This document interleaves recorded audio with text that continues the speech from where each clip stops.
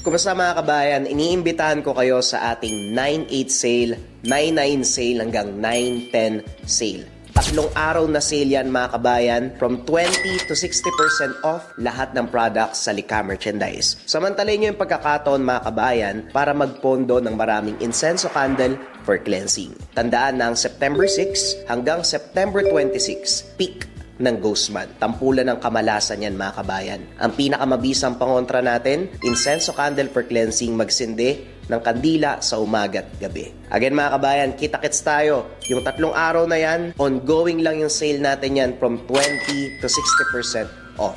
Pero magla-live pa din ako niyan mga kabayan ng 8 PM. Kita-kits! Ang kwentong ito ay hango sa totoong buhay. Mula ito sa isa nating kabayan na itago na lamang natin sa pangalang Tomas. Walang eksaktong taon. Canlaon, Negros Oriental. Noon pa man, laganap na ang mga kwentong kababalagan sa paanan ng Canlaon. Mga engkanto na gumagala sa gabi. Mga aswang na nagtatago sa dilim. Sa isang baryo sa Canlaon naninirahan si Mang Dencio. Ginagalang na albularyo na palaging nilalapitan ng mga tao tuwing may karamdaman at kakaibang pangyayari. Lagpas 70 taong gulang na siya. Subalit nananatiling lihim ang kanyang isipan at matibay ang paniniwala ng mga tao sa kanyang kakayahan. Kasama niya sa bahay ang nag-iisang anak, si Tomas. Ngunit hindi katulad ng kanyang ama. Si Tomas ay lumaki sa bisyo. Mas gusto niya ang barkada, alak, sabungan, kaysa sa mga tinuturong dasal ng kanyang ama. Isang gabi habang abala si Mang Dencio sa kanyang maliit na altar at nagdarasal, nakaupo naman si Tomas sa balkonahe, hawak ang bote ng gin. Anak Tomas, ilang beses ko bang sasabihin sa'yo, walang maidudulot na maganda ang pag-inom ng alak. Kapag nawala ako, sino nang tutulong sa mga taga-baryo? Wika ni Mang Dencio. Puro na lang kayo himala, dasal. Panahon na ngayon ng modernong doktor. Sino pa bang maniniwala sa mga orasyon nyo? Kung may sakit ang tao, ospital ang pwedeng puntahan, hindi anting-anting. Hindi lahat ng karamdaman ay kayang ipaliwanag ng mga Doktor Tomas. May mga nilalang na hindi nakikita ng iyong mga mata. Mga matang palaging nakamasid, nag-iintay lamang ng sandali ng iyong kainaan. Ngumisi lang si Tomas, sabay lagok sa kanyang inumin. Tay, baka kayo lang ang nakikita nila. Hindi ako. Lasing ako, oo. Pero hindi naman ako baliw. Hindi na kumibo si Mang Dencio. Ngunit makikita ang pangamba sa kanyang mga mata. Makalipas ang ilang gabi, habang nakaiga si Tomas at lasing na lasing, nagising siya sa kakaibang ingay. Sa una ay mahina lang, parang kaluskos ng mga tuyong dahon sa kanilang bakuran, hanggang sa sinabayan ito ng pag-alulong ng mga aso sa buong baryo. Ay nako, mga aso nga naman. Palagi na lang silang ganyan tuwing gabi. Para bang may ibang laman ng dilim na hindi ko nakikita. Nagdadalawang isip man. Tumayo siya at sumilip sa bintana. Sa gilid ng kakahuyan may kung anong kumikilos. Mahaba ang mga kuko. Kumikislap sa liwanag ng buwan. Ang mga matay nagniningning, kagaya ng sa pusa. Subalit nagtataglay ng isang nakakapanindig balahibong kasamaan. Agad siyang lumabas ng silid upang puntahan ang kanyang ama. Tay, may tao yata sa labas. O baka hayop, hindi ko po alam eh. Naabutan niyang nakaupo si Mang Dencio sa harapan ng altar. Maigpit na hawak ang isang bote ng langis. Ang muka ay seryoso. Walang bakas ng gulat sa sinabi ng anak. Parang matagal niya nang inaasahan ang pangyayaring ito. Nandito na sila, Tomas. Matagal na nilang inaantay ang gabing ito. Ho? Sino po sila, Tay? At saka, bakit po nila inaantay ang gabing to? Ano ho bang meron? Ang mga anino ng kadiliman o tawagin nating mga aswang. Matagal na akong sinusubaybayan. Batid nila na malapit na akong kunin ang panahon. At kapag nawala ako, ikaw ang susunod na lalapitan. Nanlaki ang mga mata ni Tomas. Pero gaya ng kanyang nakagawian, pinilit niyang tabunan ang takot sa isang pilit na tawa. Ano bang sinasabi mo, Tay? Baka epekto lang yan ng sobrang pagdarasal niyo. Wala namang ganyan eh. Mga kwento lang yan para takutin ng mga bata. Hindi lahat ng matay nakikita ang katotohanan, Tomas. Darating ang oras na wala ka ng ibang aasahan kung hindi ang gabay ng ating angkan. Matapos ang ilang araw, biglang nanghina si Mang Densyo. Hindi na siya makatayo. Palaging hinihingal at halos pabulong na ako magsalita. Isang gabi, tinawag niya si Tomas. Anak, halika dito. Dito ka sa tabi ko. Wala na akong mahabang oras. Sa tingin ko, hindi na ako magtatagal. Lumapit si Tomas sa ama. Nakakunot ang noo at pinipigilan ang nangingilid na luha. Tatay naman, huwag niyo nga akong sabihin yan. Kaya niyo po yan. Hindi niyo pa nga nakikita kung paano ako magbago eh. Hindi ko na kailangan makita ka magbago, Tomas. Ang kailangan, tanggapin mo ang pamana ng ating angkan. Ang gabay ay ililipat na sa'yo. Dahan-dahan niyang inabot ang kwintas. Sa dulo nito ay merong bato. Kasama pa ang isang pulang tela na may mga nakaukit na letra. Isang maliit na bote ng langis na kulay berde. Tay, ano ba itong mga binigay mo? Hindi ko alam kung para saan yan at hindi ko rin alam kung paano gagamitin. Huwag ka masyadong mag-isip, Tomas. Hayaan mo ang kapangyarihan ng kalikasan ang magpasya at magturo sa iyo ng mga dapat mong gawin. Pumatak na ang luha ni Tomas. Ngunit hindi na niya nakuha pang magsalita. Napapikit si Mang Densyo at sa huling hininga, biglang lumamig ang buong paligid. Kasabay nito sumambulat ang mga may hinang bulong mula sa lahat ng sulok ng bahay. Hindi ito basta hangin. Parang mga tinig na nanggagaling sa ilalim ng lupa. Nag-uusal ng mga salita na hindi niya maintindihan. Unti-unting lumakas ang mga ito. Parang daang-daang boses na sabay-sabay nananalangin, sabay-sabay na naghihinagpis.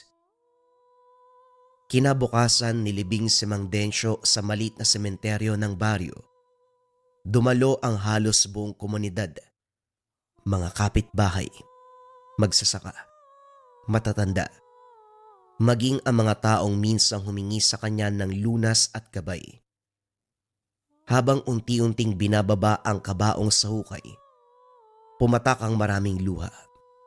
Sa bawat ikbi naroon ang alaala ng kanyang kabutihan, ang albularyong nagligtas sa kanila mula sa mga sakit, sumpa, at dilim na minsang dumapo sa kanilang buhay. Kaso nga lang sa gitna ng pagluluksa, nakadama si Tomas ng hindi maipaliwanag na presensya habang nakatayo siya sa harap ng kabaong ng kanyang ama. Biglang bumigat ang hangin, nanlamig ang kanyang katawan, para bang may dumampi na malamig na hininga sa kanyang batok. Napalingon siya ng marahan ngunit walang tao. Sa dulo ng sementeryo, sa ilalim ng malalaking puno, parang may pigurang nakatanod sa malayo. Hindi ito gumagalaw, subalit ramdam niyang nakatitig ito sa kanya at nag-aantay. Tomas, Wala na ang tatay mo. Sana matutunan mong pahalagahan ang iniwan niya. Hindi biro ang maging albularyo. Aling Bibing, hindi ko kayang gawin ang mga yan. Hindi ko naman po alam yung mga dasal eh. Kahit yung mga ritual. Paano ko magagampanan ng iniwan ni tatay? Kung ikaw ang pinili ng iyong ama at ikaw ang pinili ng gabay, siguradong darating ang kasagutan sa iyo sa tamang panahon. Matuto kang mag-antay. Hindi na kumibupa si Tomas.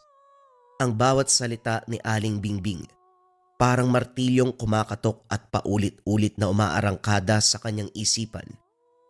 Subalit sa kabila nito, ang kanyang puso ay nananatiling mabigat, puno ng alinlangan, takot at pagtanggi sa kapalarang hindi niya hiningi. Kinagabihan, habang lasing na naman si Tomas at nakahiga sa kanilang bahay, muling nag-uunahan sa pag-alulong ang mga aso ng buong baryo. Bagaman ngayong gabi mas malakas, mas nakakabingi, sabay-sabay na nagbabadya ang masamang darating. Nagising ang binata sa mga kakaibang ingay, malakas na pagaspas, na parang may pakpak sa buong paligid. Sumilip siya sa bintana at sa halip na kalabog. Nakita niya ang mga sanga ng puno na gumagalaw, pilit na hinihila ng hindi nakikitang kamay. Mula roon, nagsimulang kumalat ang maitim na usok na gumuguhit ng mga kakaibang anyo. Mabilis at mapanlinlang, nakapalibot sa kanyang bahay na wari nagkukulong sa kanya. Sa gitna ng takot at pagkabalisa, napaisip si Tomas. Baka nga tama ang kanyang ama. Totoo nga ang mga aswang na matagal niya nang inaakalang katang-isip lamang. Biglang bumigat ang hangin sa loob ng bahay na para bang may malamig na puwersang dumagan sa kanyang dibdib. Hirap siyang makahinga. Sa gitna ng katahimikan, gumalaw ang kanyang kwintas na iniwan ng ama na para bang may sarili itong buhay. Dahan-dahan itong gumalaw mula sa altar at biglang tumilapon. Bumagsak sa sahig hanggang sa napunta sa paanan ni Tomas. Nanginginig ang kanyang kamay habang marahan itong dinadampot. Sa mismong sandaling dumampi ito sa kanyang palad, isang malamig at mabigat na boses ang sumulpot. Hindi nagmula sa paligid, kundi dumiretso sa kaibuturan ng kanyang isipan. Para bang may kausap siyang kaluluwa na naroon mismo sa loob ng kanyang ulo. Panglabanan mo ang takot. Pahiran mo ng langis ang iyong mga mata. Tay! Tay! Ikaw ba yan, Tay? Walang sumagot sa kanya. Ngunit ang kwintas ay kumislap. Nakaparehong liwanag ng araw. Nagmistulang apoy. At dahil naguguluhan na si Tomas, kinuha niya ang maliit na bote ng langis na kulay berde, binuksan at pinahid sa kanyang mga mata. Pagdilat niya, nanigas ang buong katawan sa nakita. Sa labas ng bahay, nagtitipon ang mga aswang. Mga mata na nagbabaga sa dilim, mahabang kuko na kumikislap na parabang bagong hasa. Mga pakpak na nakatiklop, ngunit nanginginig sa pananabik. Isa sa kanila ang marahang lumapit sa bintana. Sa ilalim ng malamlam na liwanag ng buwan, ngumisi ito. Ibinuka ang bibig na puno ng matutulis na ngipin. Nawari ba handa ng lumapa? Ikaw ba ang bagong tagapagbantay? Masyado kang bata. Lasinggero ka pa. Madali kang mamamatay. Napalunok si Tomas.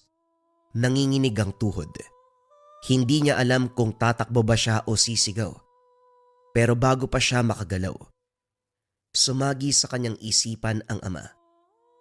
Pilit niyang pinakalma ang sarili. Kusang gumalaw ang kanyang bibig. Kusang pumapasok ang mga dasal sa kanyang isipan. Kasabay ng lahat ng ito, sinuot niya ang kwintas na binigay ng ama. Mula roon, Sumiklab ang matinding liwanag na kumalat sa buong bahay. Napatras ang mga aswang. Umangil. Nagliyab sa kanilang anyo sa tindi ng liwanag. Isa-isa silang umurong. Malakas na angil ang pumalahaw sa lugar.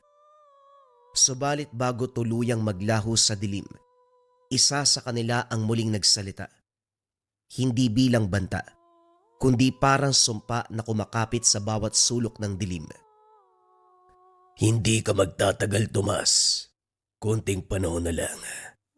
Yang laman mo ay magsisilbing pagkain at ang kaluluwa mo mapapasa amin. Bumagsak si Tomas sa sahig. Pawis na pawis at hingal na hingal. Suot pa rin niya ang kwintas at hawak ang bote ng langis. Dahil hindi ko po kakayanin. Hindi po ako katulad nyo. Hindi ako matapang. Hindi rin ako marunong. Duwag lang ako, tay. Wala akong silbi. Wala akong kayang gawin.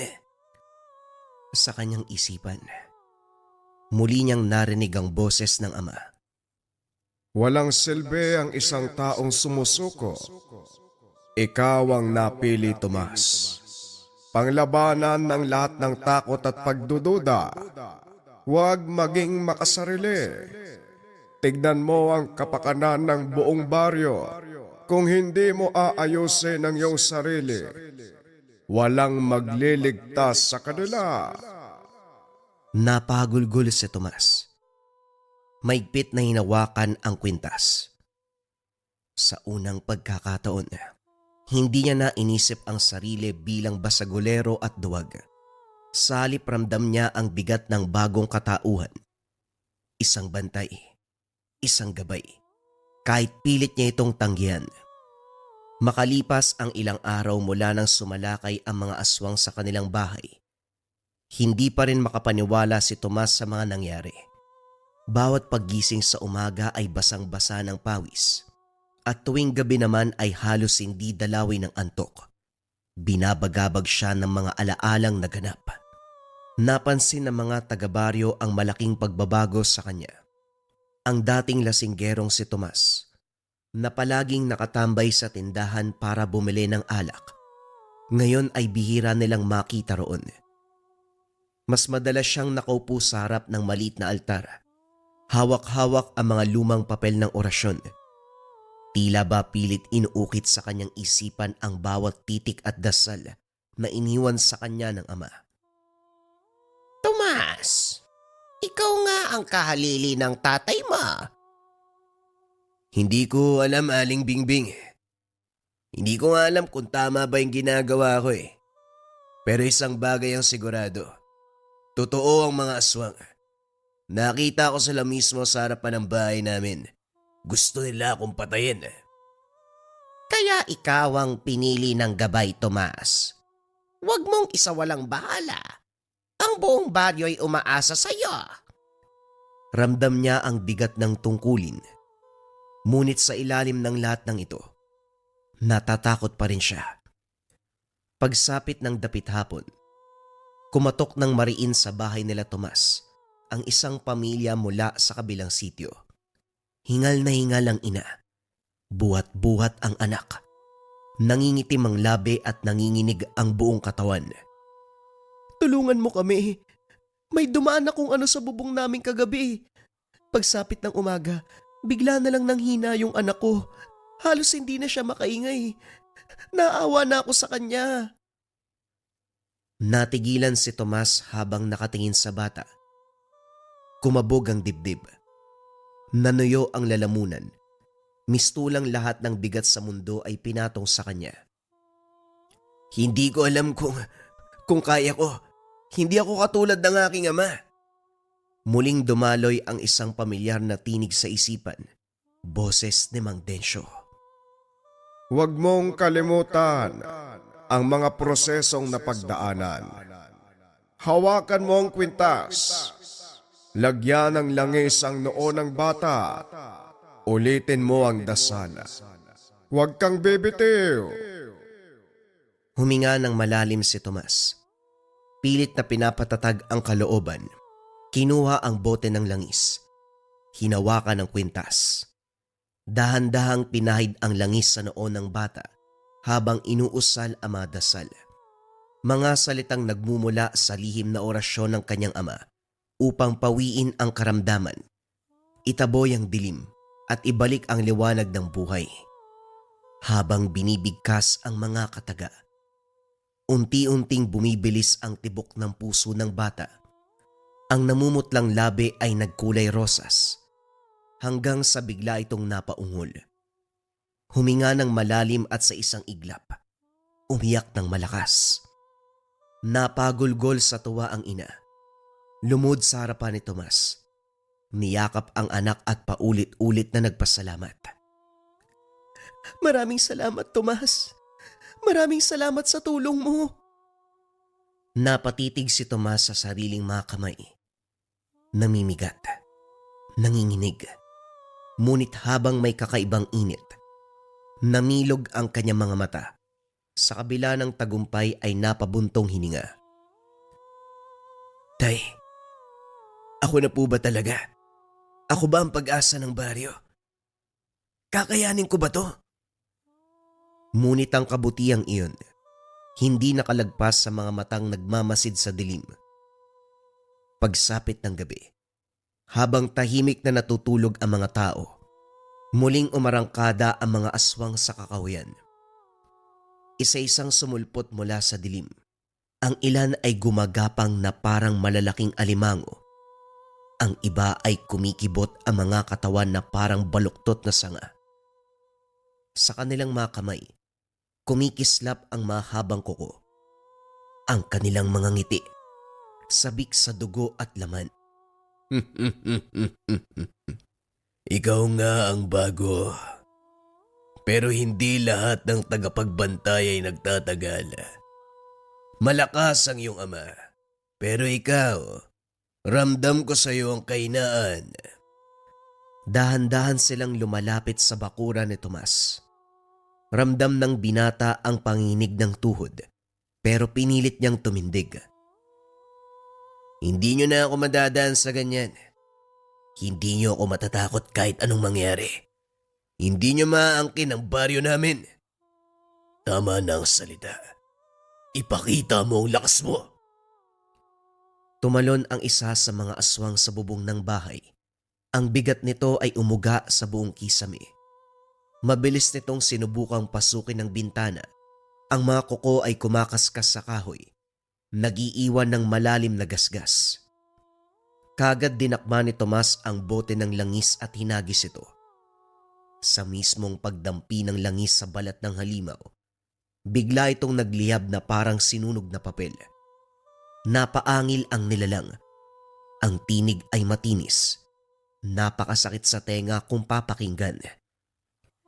Tay, anong gagawin ko? Tulungan mo ako. Pakinggan mo ang takbo ng iyong katawan. Pakiramdaman ang puso. Kusang kikilos ang iyong katawan. Pinikit ni Tomas ang mga mata. Maigpit ang hawak sa kwintas. Humugot siya ng lakas mula sa takot at buong siglang inusal ang dasal. Binuksan ang botelya ng langis. Isang buhos, isang saboy. Kumalat ang langis sa paligid. Mula sa kanyang kamay at pinama ng kwintas, lumabas ang nakakasilaw na liwanag. Muli na namang umangil ang mga aswang na parabang natutunaw isa-isa. Unti-unti silang naging abo at tinangay ng hangin. Naiwan ang amoy ng sunog na laman, mapait at nakakasulasok.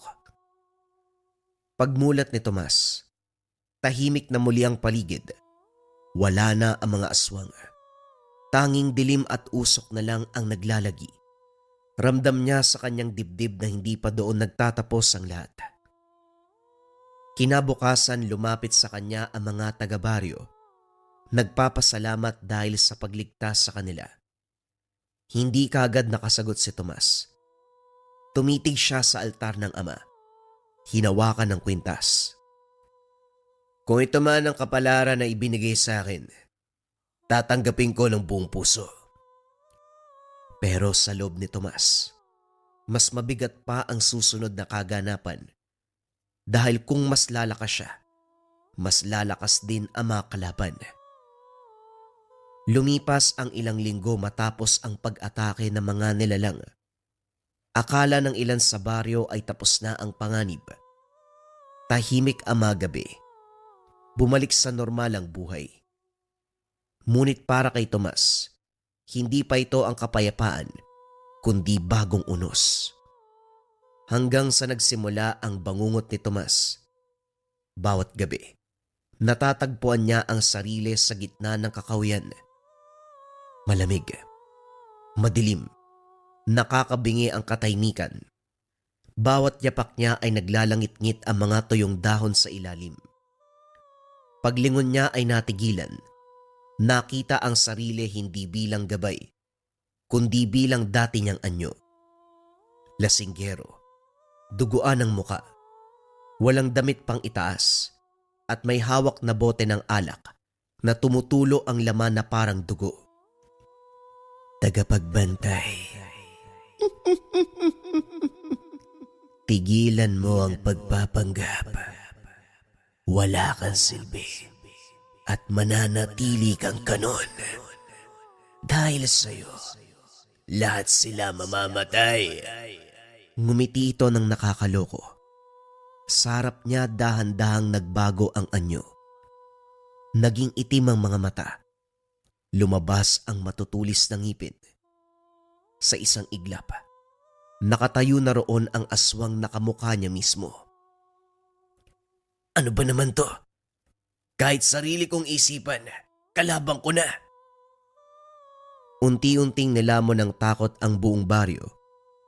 Sa bawat gabi, kahit wala pang sumasalakay, hindi na mapakali ang mga tao.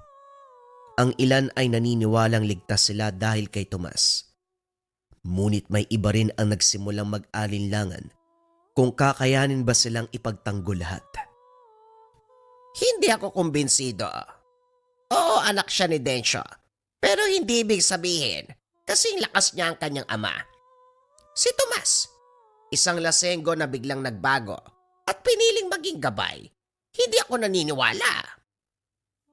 Huwag kang ganyan, Teroy. Kung hindi dahil sa kanya, wala na tayo dito ngayon. O baka naman lalo tayong napapahamak dahil siya ang punteriya ng mga aswang. Baka dapat palayasin na lang natin siya bago pa tuluyang masira ang baryo. Basta ang alam ko si Teroy ang ating gabay. Hindi aksidente na siya ang pinili. At kung hindi natin siya pagkakatiwalaan, paano natin maaasahan na maliligtas ang baryo?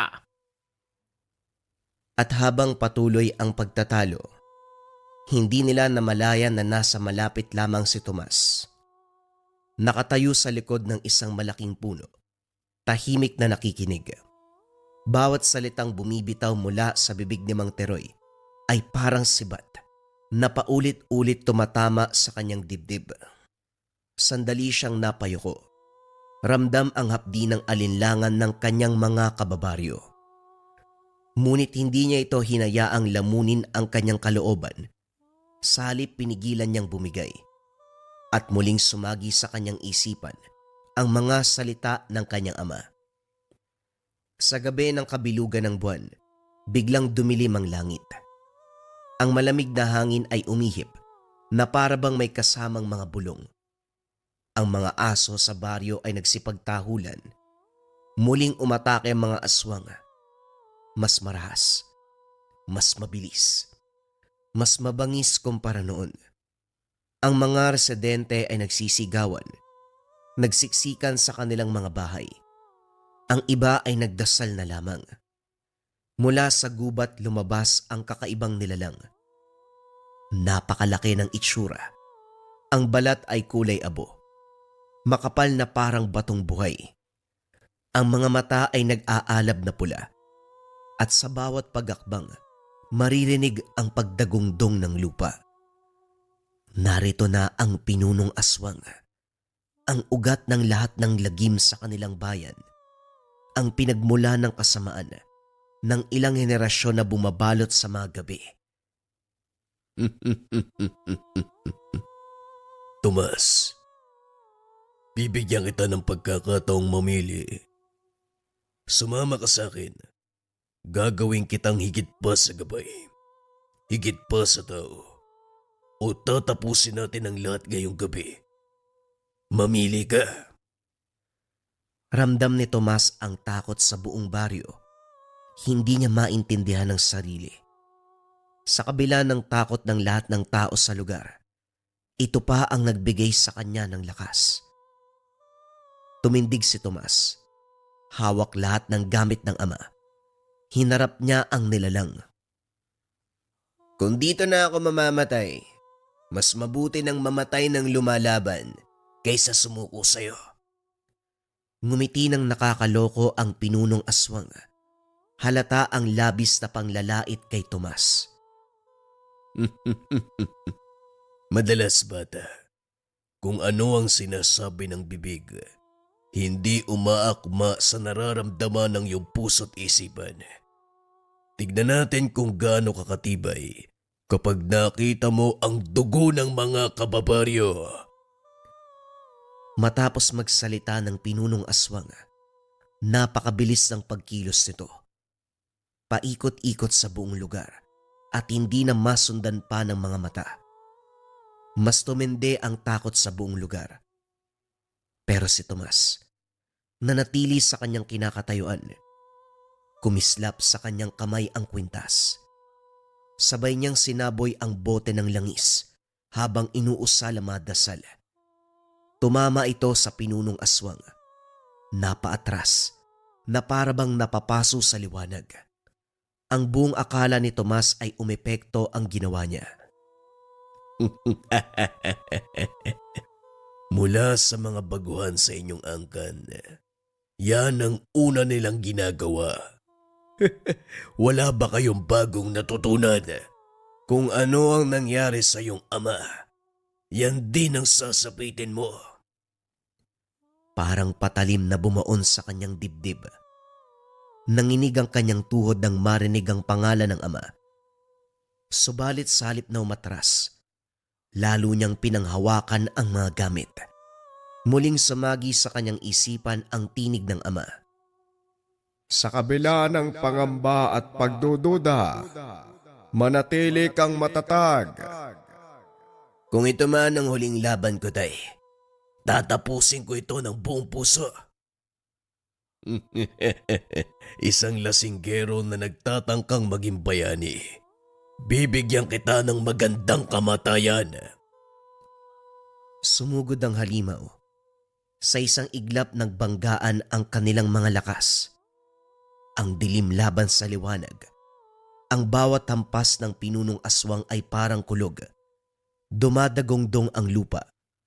Ngunit tinatapatan na ito ni Tomas. Ito rin ang nagbigay ng pag-asa sa lahat ng tao sa baryo. Habang patuloy ang laban, isa-isang lumabas ang mga matatanda.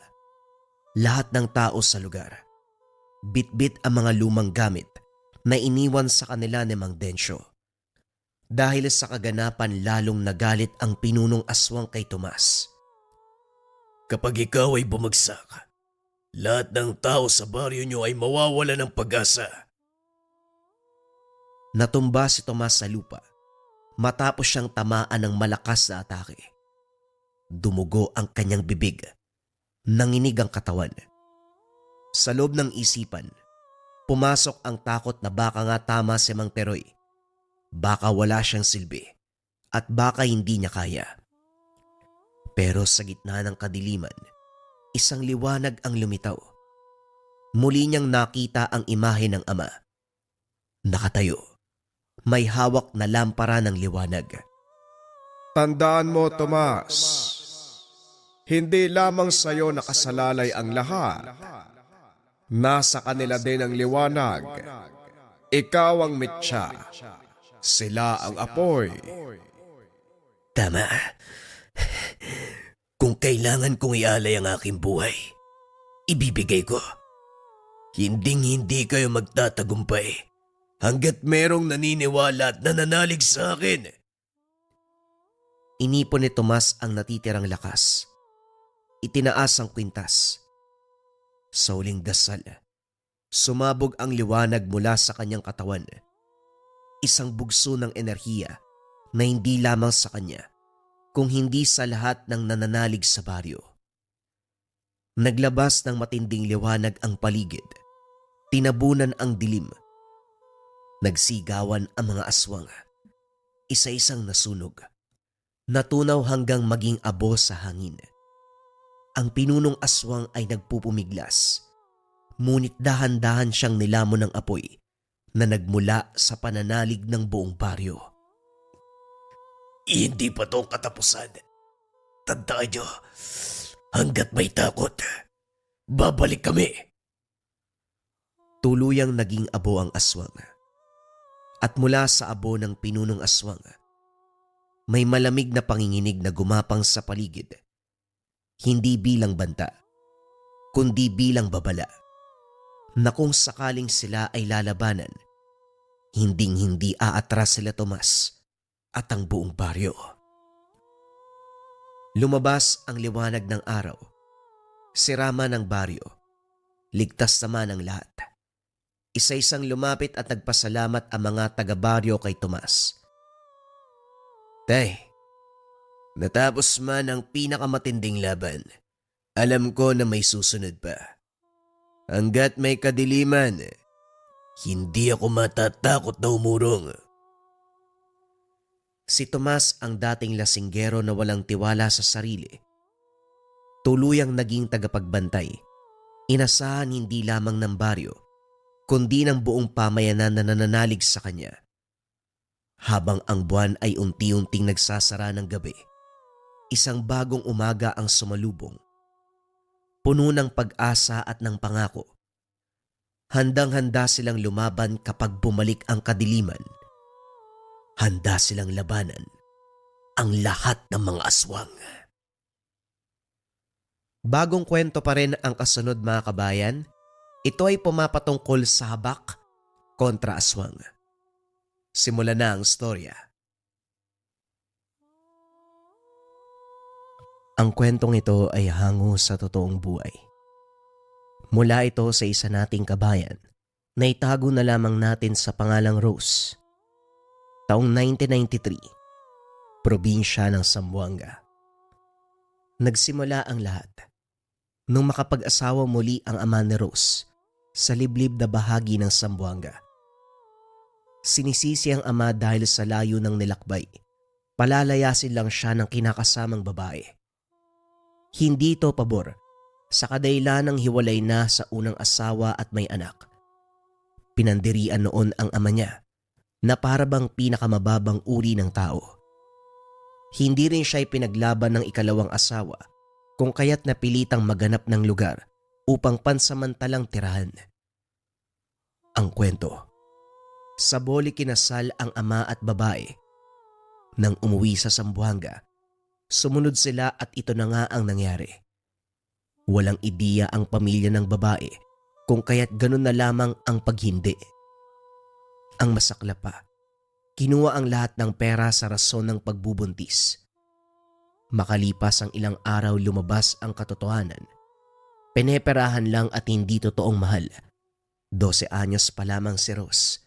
Natatawa sa sinapit ng ama.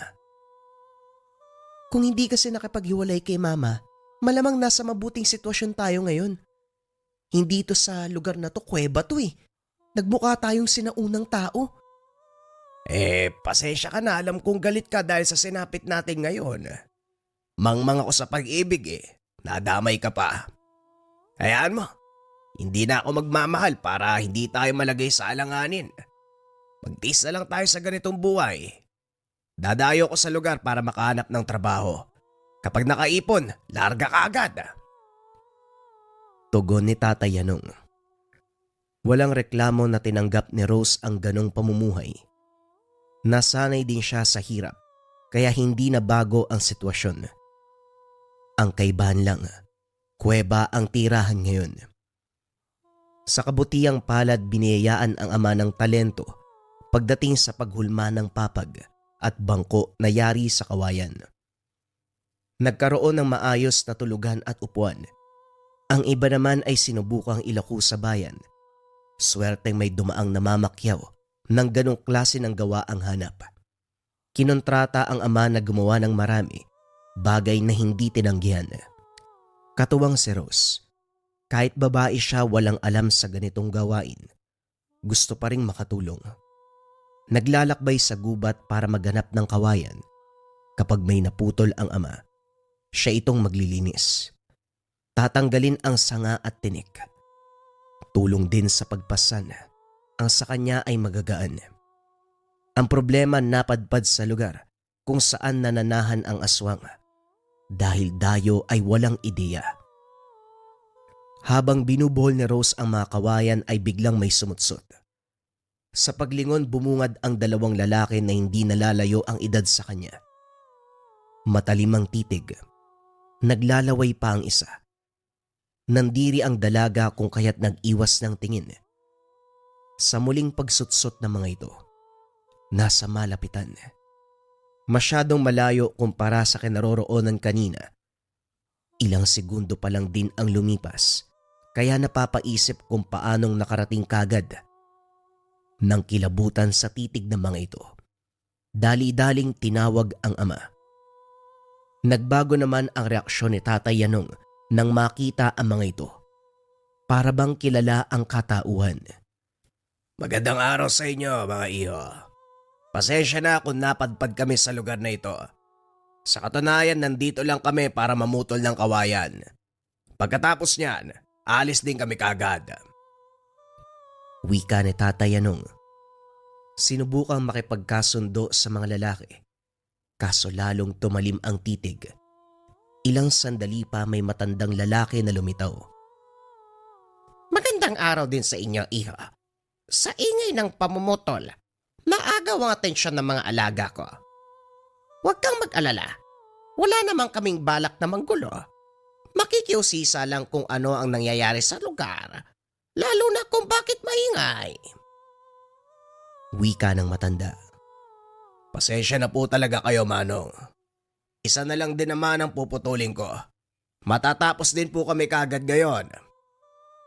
Sige lang, tapusin mo ang pamumutol at sana naman umalis kagad sa lugar. Sige na, mauna na kami. Pasimpleng inutusan ng matanda ang dalawang lalaki na umalis. Nagtataka si Rose habang sinusundan ng tingin. Kakaiba ang kilos ng mga ito. Para bang may kung anong nananalaytay sa katawan para maging ganon ang galaw at maglaway. Parang mga aso na nakahanda sa pagsunggab. Pagkatapos ng pamumutol, kagad din silang umalis alinsunod sa sinabi ng matanda. Pagdating ng kuweba, hindi maiwasang magtanong sama. Tay, sino po yung mga yun? Kung makipag-usap ka parang kakilala mo sila. Kung pangalan ng pag-uusapan, hindi ko sila kilala. Pero kung katauhan, walang duda. Alam ko kung ano sila. Huwag mo nang pansinin. Ganun lang talaga yung mga yun eh. Kung sakali man na makita mo ulit dyan sa labas, huwag ka magtatangka na makipag-usap.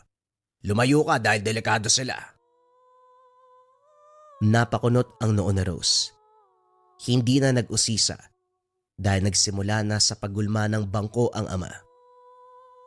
Hindi na namalaya ng oras. Takip silim ng mapagtanto. Kagad dininto ng ama ang gawain. Bumaling sa paghahanda ng hapunan. Wala silang sapat na gamit. Idinaan sa kawayan ang pagluluto ng kanin. Ito na mismo ang trumabaho. Hindi pa masyadong maalam si Rose.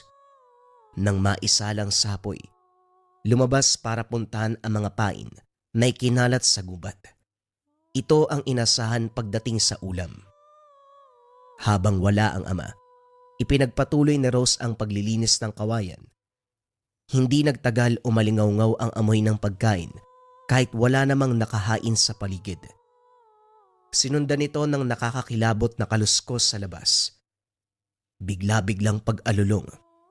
Napapitlag pa nang marinig ang kaskas. Yung tunog na mga kuko na paulit-ulit, kumakalmot sa bato. Sinindihan ang sulo. Humakbang sa bukana ng kuweba. Inayos ito ng ama. Nilagyan ng bakod para walang maglabas-masok.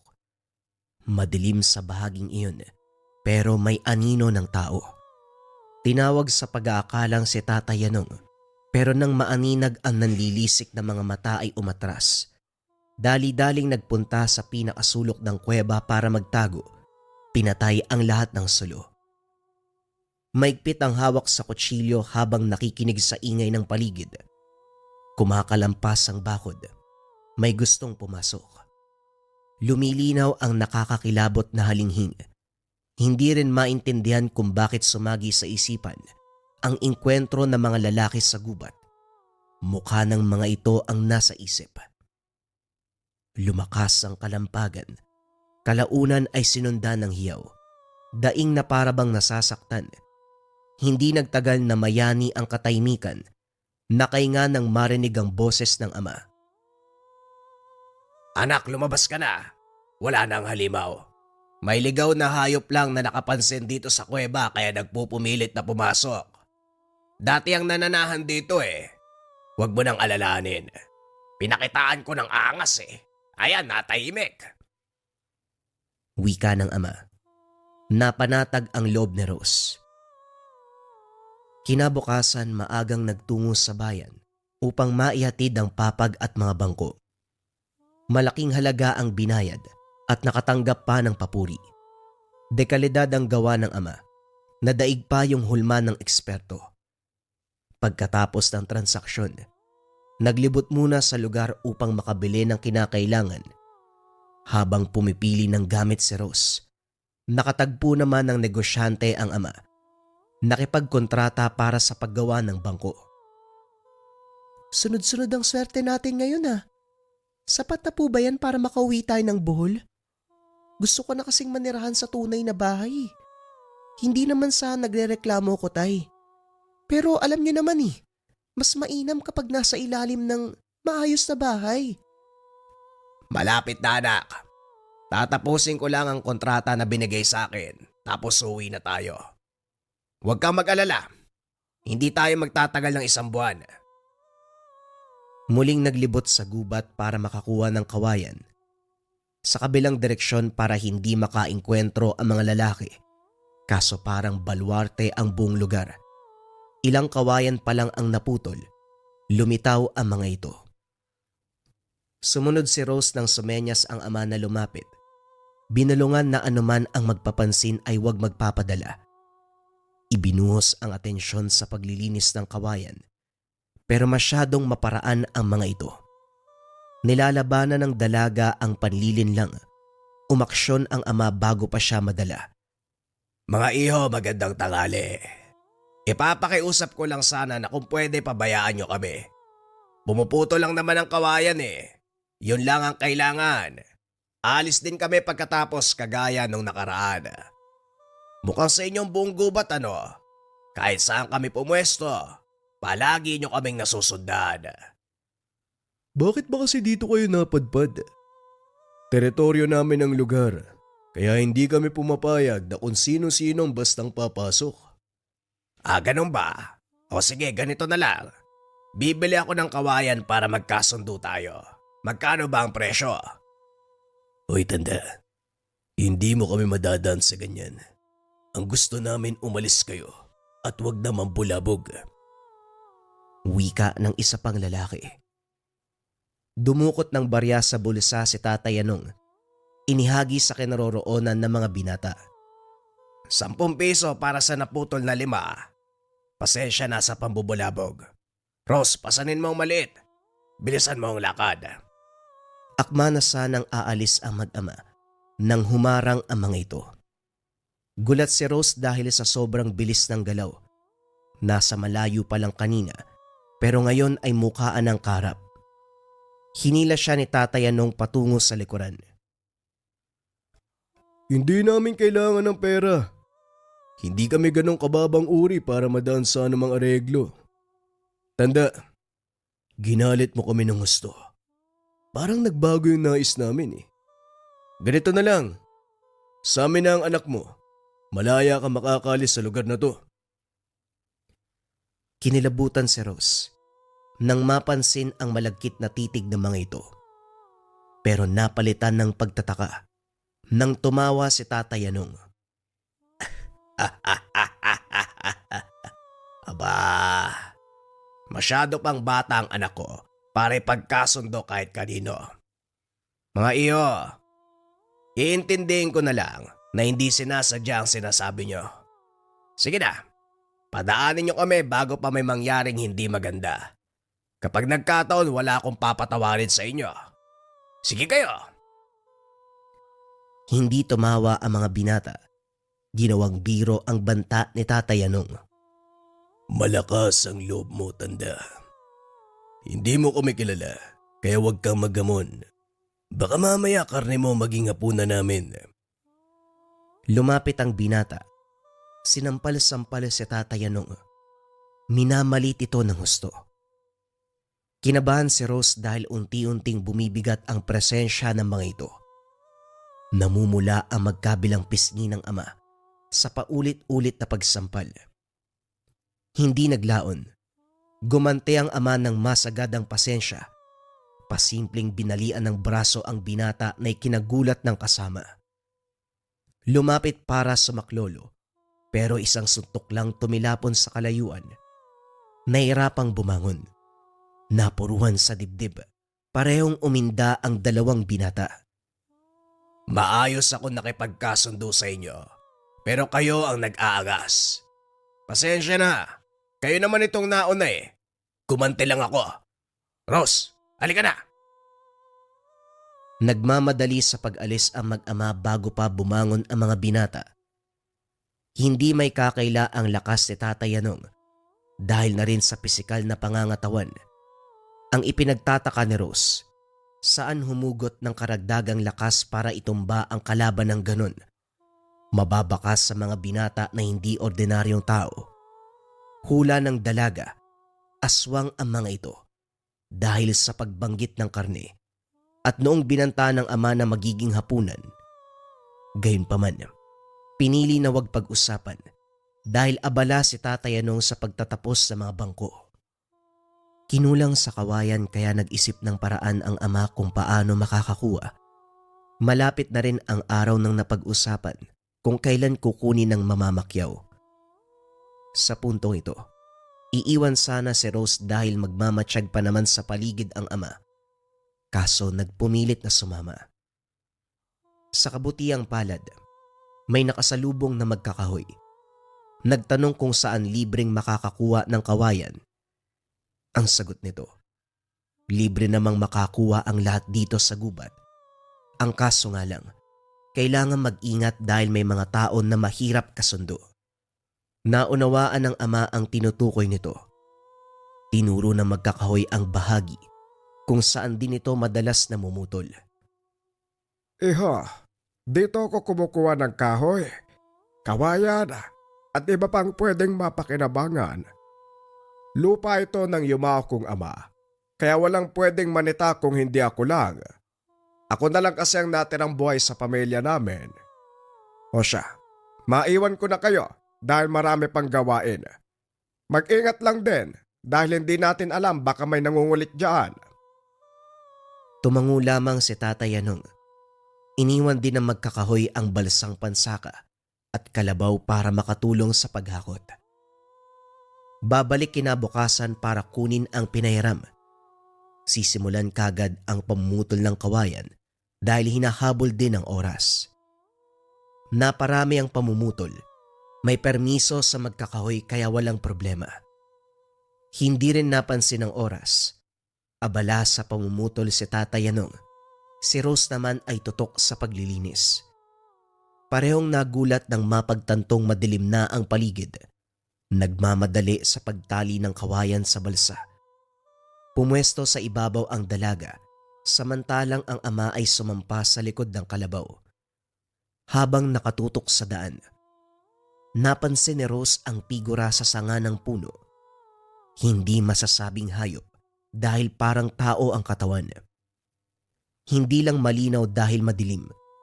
Binaliwala ito pagdating sa unahan, kaso nga lang muli na namang nakita. Sa pagkakataong ito, dalawa ang nagparamdam.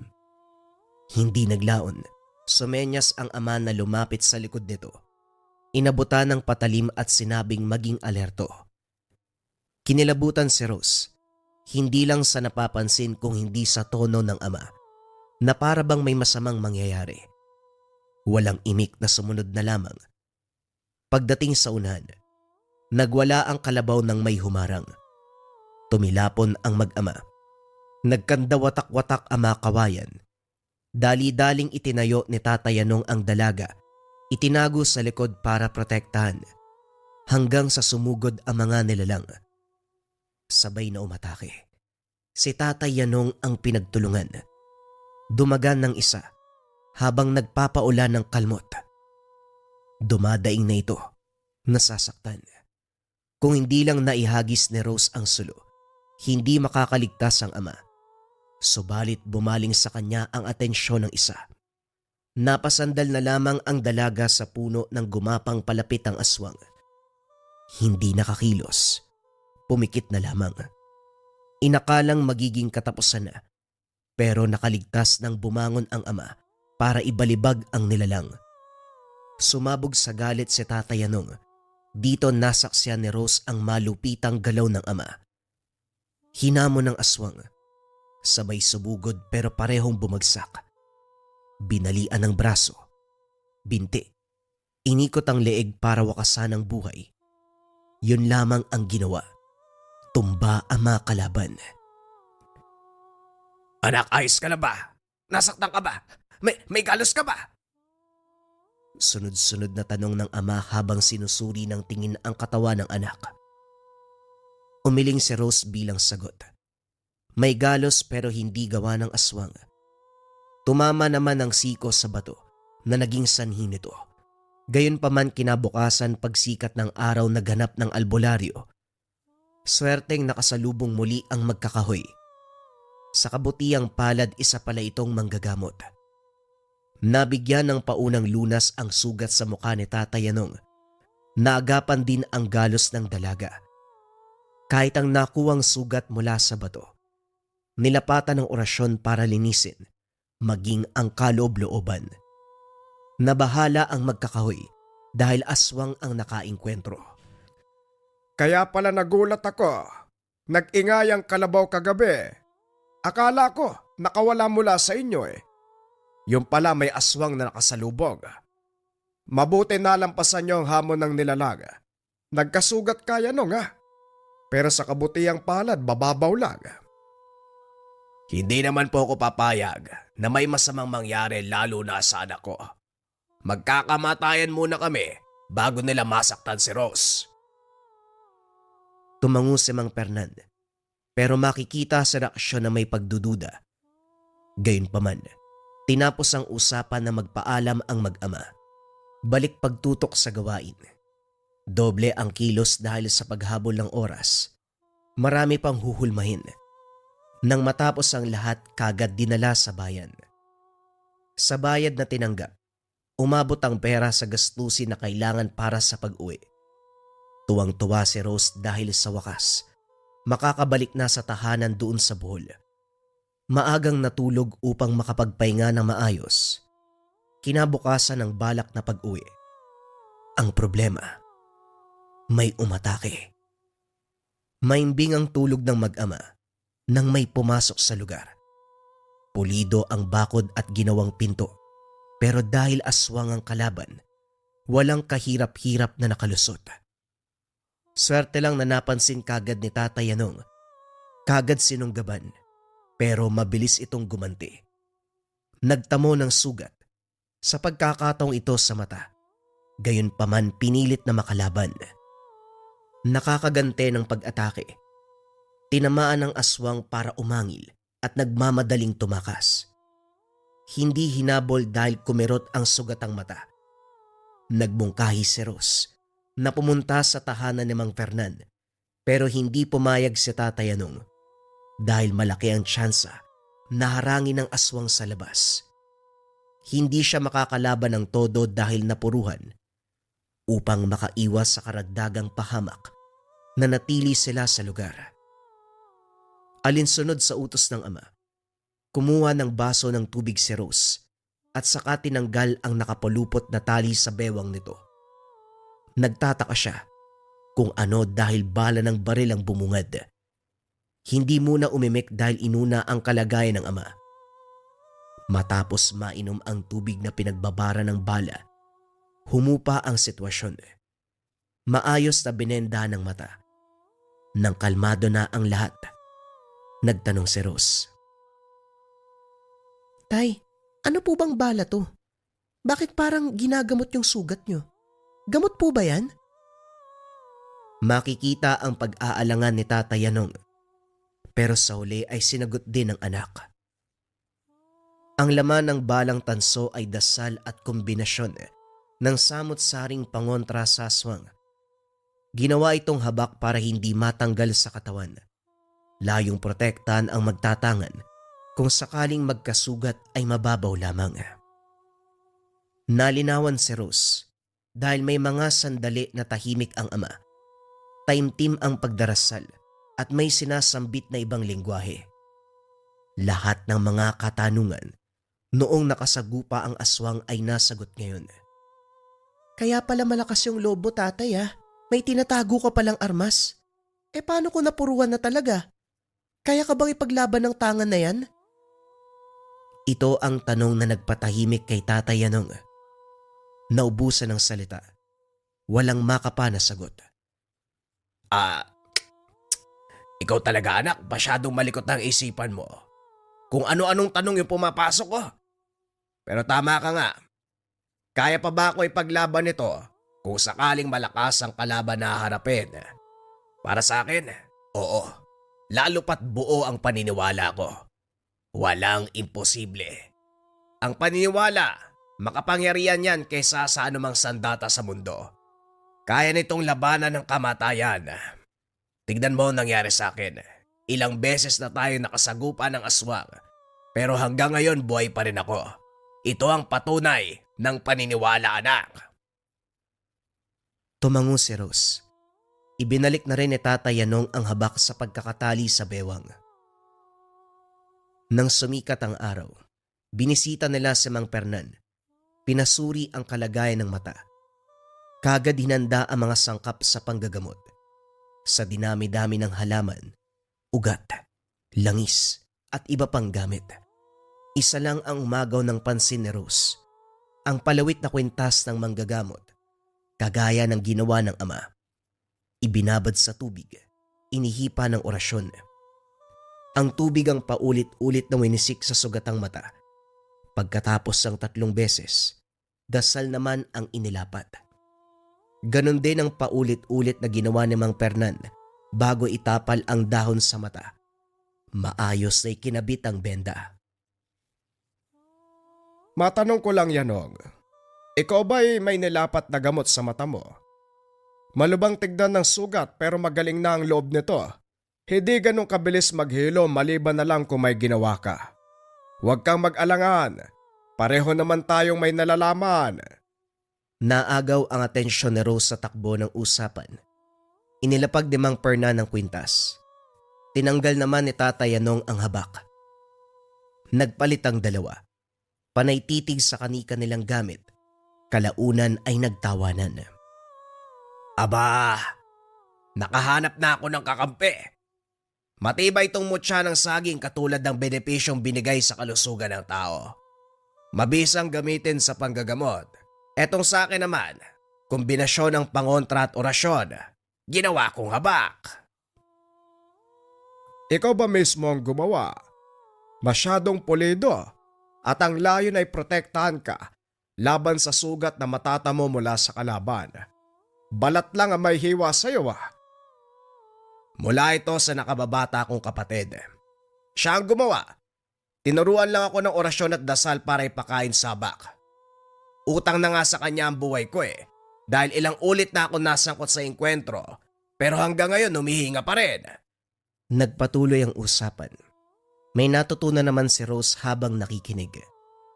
Doon na rin sila nagpahinga. Pagsapit ng hapon bumalik sa kuweba para kuhain ang mga gamit. Balak ng lisanin ang lugar. Sakto lang na nakapasok. Bumungad ang matanda kasama ng mga binata nung araw. Akala ko wala na akong aabutan. Namasyal lang pala kayo. Kumusta ang pakiramdam na nakapatay ng 2 aswang? Sumagot ka para malaman ko. Natutuwa ka ba? Nasisiyahan. Hindi ko lang inasahan na magwawakas ang buhay ng mga alaga ko sa ganung paraan. Naunawaan ni Tatay Yanong ang pinupunto nito. Ikaw rin ang lumantad sa katauhan ng mga alaga mo. Sila pala ang aswang na sumugod sa amin. Ngayon ko lang nalaman. Akala ko iba eh. Salamat sa impormasyon, Manong. Bumakas ang galit sa mukha ng matanda. Inihanda nito ang sarili para sa pagsalakay. Aminado kong mahina at may kamangmanga na mga alaga ko. Pero tignan natin kung uubra ka sa akin. Ano ba ang gamit mo, iho? Tumingin sa paligid si Tatay Yanong. Dinampot ang nakatarak na kawayan sa tabi. Itong kawayan na kinuha ko mula sa balwarte nyo. Tignan natin kung uubra ka sa kawayan. Ngumisi ang matanda. Sumenya si Tatay Yanong kay Rose na tumabi. Dumampot ng patalimang dalaga bago nagtago malapit sa bukana ng kuweba. Hindi naglaon. Nagtuos ang ama at ang matanda. Nagpalit anyo bilang aswang. Ngayon lang din napagtanto ng dalaga na may aswang na kaya magpalit kahit tirik pa ang araw. Nang balikan ng pansin ng kaganapan, kasalukuyang nagpalitan ng atake ang mga ito. Walang tigil sa paghambalos ng kawayan si Tatay Yanong kapag nakatsyempo. Ang nilalang sa kabilang banda ay panay ilag. Umiiwas sa talim ng kawayan. Hirap din itong lumapit dahil sa bisa ng tangan. Hindi nagtagal nadaplisan ng halimaw. Pansamantalang dumistansya. Ano? Susuko ka na ba? Daplis pa lang yan. Masyado kang kampante, iho. Kung tutuusin, hindi naman pang kalahatang proteksyon ang tinatangan mo. Ang bisa niya ay para hindi ka magtamo ng malubang sugat, tama ba? Sa kabilang banda, oo. Pero malay mo, may kaya pang ibuga. Ano, itutuloy ba natin o mag-uusap lang tayo? Sa tono ng pananalita ng ama, nainis ang aswang. Bumalik sa pag-atake. Pero sa pagkakataong ito, si Tatay Yanong ang tinamaan. Tumilapon matapos makalmot sa dibdib. Napunit ang damit. Ngumisi ang aswang. Umalingaw-ngaw ang ingay sa buong kuweba. Hindi maitago ni Rose ang pag-aalala. Nang makatsyempo sumenya sa ama, hinagis ang patalim na siyang ginamit nito. Sumakto naman na sumugod ang aswang. Dumiretso sa ulo ang kutsilyo. Nang mapagtanto ni Tatay Yanong, sinaksak ng sinaksak ang aswang. Hindi tinigilan hanggang sa lagutan ng hininga. Matapos ang kaganapan, dinaanan nila si Mang Fernan. Binanggitang tungkol sa kaganapan. Nangako naman ito na siya na ang aako sa paglilinis ng kuweba. Dito na sila tuluyang umalis sa lugar. Habang lula ng barko, tanaw ni Rose ang unti-unting pagliit ng isla. Panay pa rin ang panginginig sa katawan dahil sa kilabot. Hindi nilubayan ang pangyayari. Paulit-ulit sumasagi sa isipan. Napapailing na lamang ng sulyapan ng ama. Maimbing ang pagtulog nito sa tabi na para bang hindi galing sa matinding laban. Nang sipatin ang dibdib nito, bumungad ang gamot na inilapat ni Mang Fernan. Maayos na ang kalagayan ng ama. Magmula nang mapa sa kamay ang habak. Hindi na siya nasangkot sa anumang panganib. Isa pa, binantayan din siya ng ama kung kaya't sa tuwing may magtatangka ay naitataboy kagad. Ito ang karanasan ni Rose gamit ang habak. Isang uri ng pangontra na ginawa ng ama. Hindi lamang upang mabigyan sila ng proteksyon. Ginagamit din ito sa iba't ibang larangan na makakatulong sa kanila sa araw-araw. Ang payo ni Rose para sa lahat ng nakikinig. Huwag magpakampante. Mas mabuting merong tinatangang pangontra. Hindi natin alam na baka ang mga nakakasalamuha, na baka ang mga nakakasama sa araw-araw ay aswang.